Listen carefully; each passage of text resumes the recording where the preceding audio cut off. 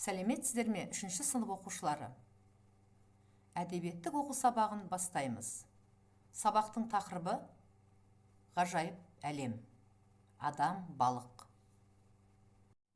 Сабақтың мақсаты мұғалімнің көмегімен көркем шығарма үзіндісін басқа үлгідегі нұсқасымен салыстыру, қиял әлемін түсіну. Оқушылар, барлығымыз мына суретке назар аударайықшы. Біз нені көріп тұрмыз? Қандай ерекшелік бар? Дұрыс айтасыңдар, оқушылар.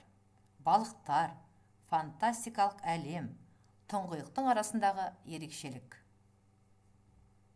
Енді бұл суреттерге қарап, нені байқауымызға болады? Қандай жақсы қасиеттерді көре аламыз?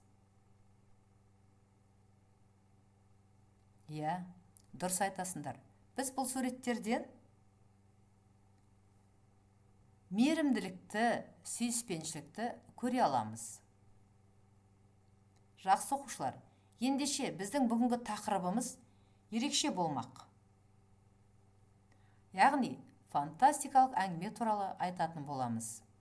Алдымен, мәтіннің авторы туралы мәліметпен таныс болыңыздар. Александр Романович Беляев 1884-1942 жылдарда өмір сүрген. Кеңестік ғылыми фантастикалық әдебиеттің негізін қалаушылардың бірі. Кеңестік жазушы фантаст. Оның танымал романдары: Дойль профессордың басы, Адам, балық, Ариэль, Кетс жұлдызы және тағы басқа.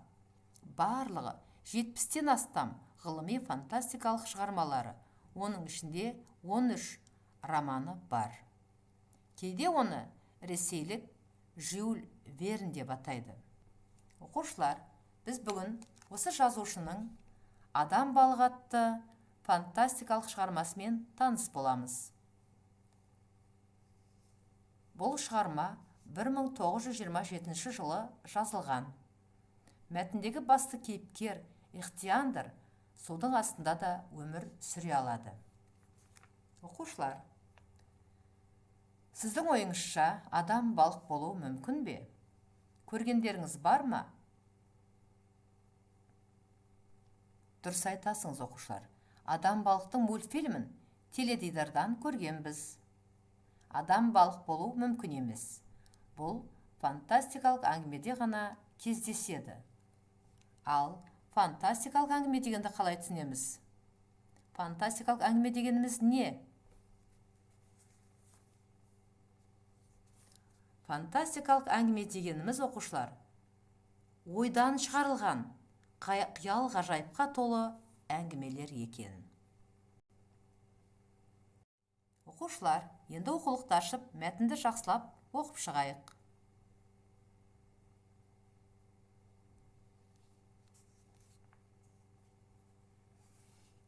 Әңгімеде не туралы айтылады?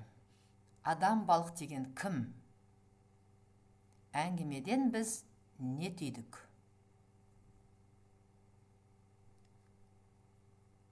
Дұрыс, балалар, бұл мәтінде адам, балық туралы айтылған екен. Енді мәтін бойынша тапсырмалар орындаймыз.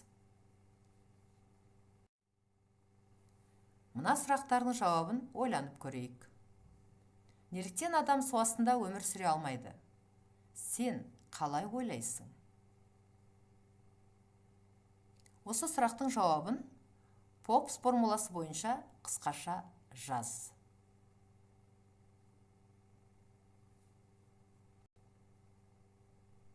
Енді оқушылар, мәтінге сүйеніп, сурет бойынша Ихтиандрдың киімі, заттары туралы әңгімеле.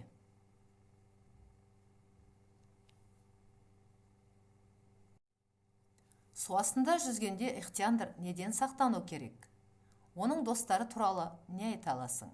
Санамалап айт. Акула, топырақ, балықтар, дельфин.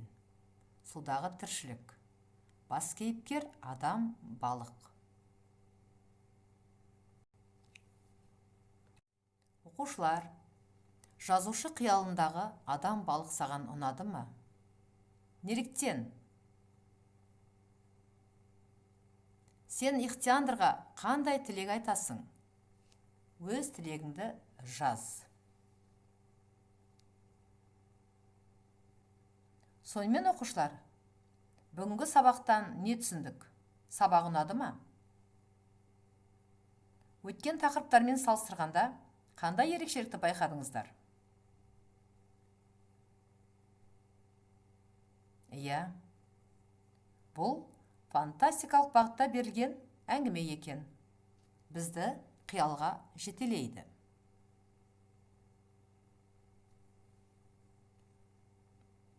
Оқушылар, енді берілген тапсырмаларды орындап, үйден 106-110 беттерді жақсылап оқып келіңіздер. Түсініп оқуға тырысыңыздар.